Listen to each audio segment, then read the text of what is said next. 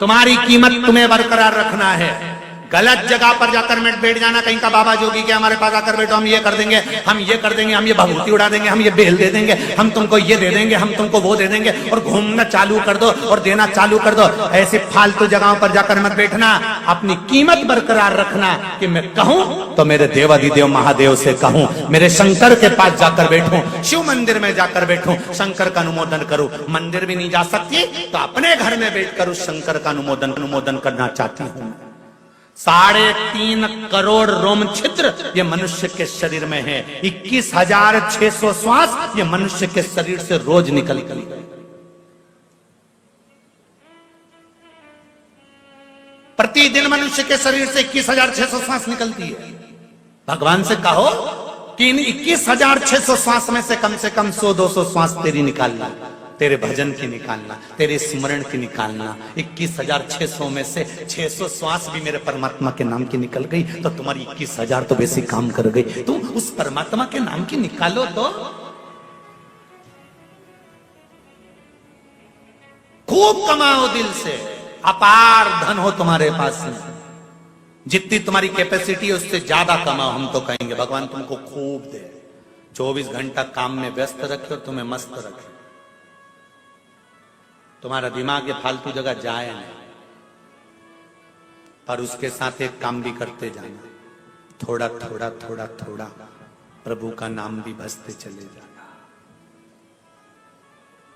क्यों?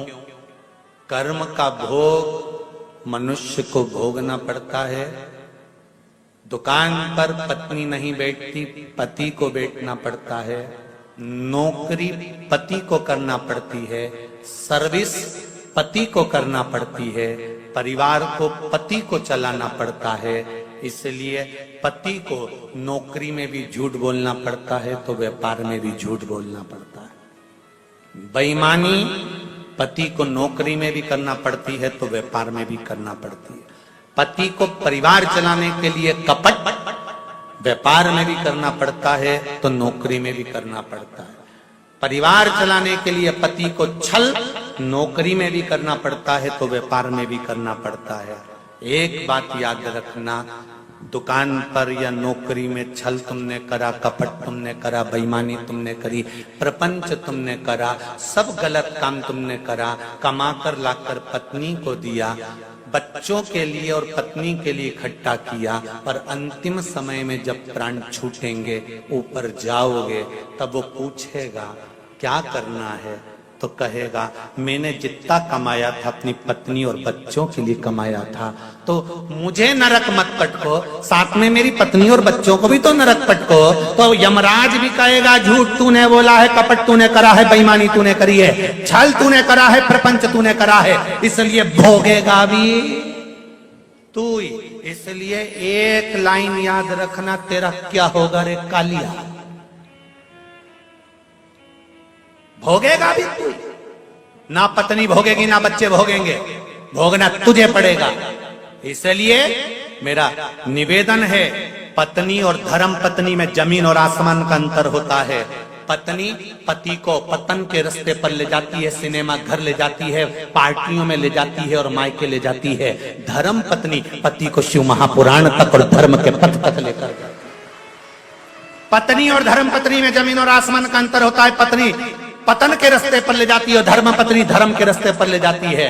धर्म पत्नी का एक फर्ज है, अपने पति से रोज कहे तुम्हारी कमाई में से अठन्नी निकालना, कहीं शंकर में, कहीं कुंवारी कन्या में, कहीं विद्या में, कहीं तुमसे बन जाए किसी की औषधि में, किसी के लिए, गरीब के लिए, साधारण के लिए, दूसरे के लिए नहीं कर सको तो अपने परिवार में अगर कोई दुखी है तो उसके लिए अपने हाथों से करते चलो, क्योंकि जवाब ना पत्नी देगी ना बच्चे देंगे, देना तुझको पड़ेगा। मत बुरे कर्म कर बंदे वरना पछताएगा, भगवान की आंखों से तू बच नहीं पाएगा, तो बच नहीं पाएगा। तेरे कर्म का फल भी तू ही पाएगा। ते करना बन सके तो इस दिन तो भगवान का भजन कर लेना, ये इसलिए बनाएगा।